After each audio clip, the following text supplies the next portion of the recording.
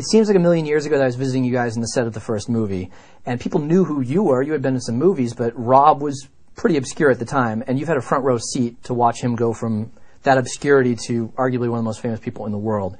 What's it been like to watch him, and has he changed at all?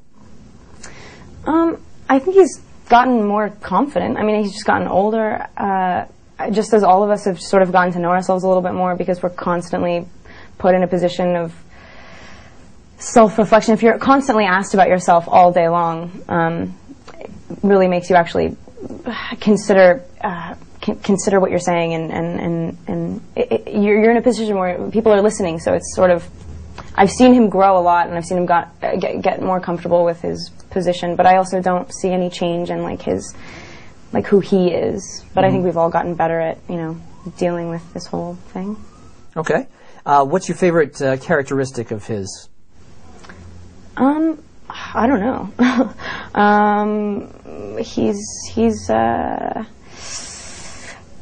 He's thoughtful. I don't know. I don't want to be specific. It's funny to talk about your friends and because this is going to now be the one thing that's my favorite thing about Rob. Now it's going to be the thing. Yeah. But I don't know. He's real. He's a real guy. He's thoughtful. He's I don't know. He's my friend, so it's weird to talk about your friends in interviews. Friend, and that's a good thing to say about somebody. Sure. Totally.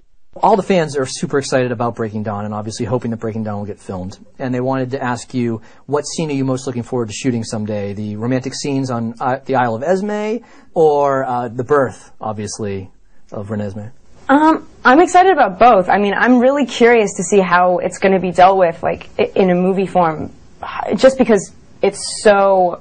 I mean, the ideas are so out there. If you had your own movie studio and you could make Breaking Dawn with any director, who would be your dream director for that material? I think Chris Weitz should do it. I mean, I would love.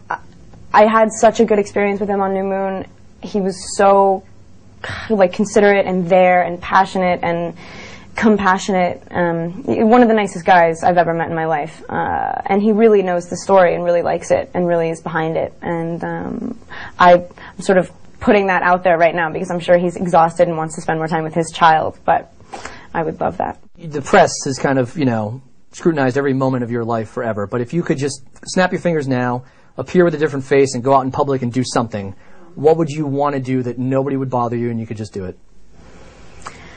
I want to do nothing. I literally just want to go outside and go for a walk. I mean, I want to be able to wake up in the morning and not know what I'm going to do and see how I feel out the day. But the way I like to do that is to just get up and go outside, and I can't really do that yet. But what's the best part? We want to end on a positive note. What's the best part of the last couple years, and now all the fame that you have?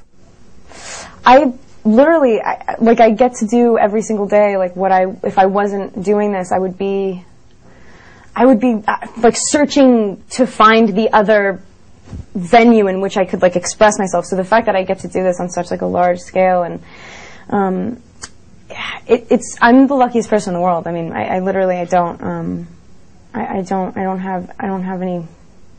don't have anything besides the walk thing. Is because I should stop saying that, because I do get to take walks too. It's just not it's not the same kind as I used to. And it's also I think this is the most intense that it's going to get, and this is only going to make me put me in a better position to do what I love after the saga is complete. And so it's all good.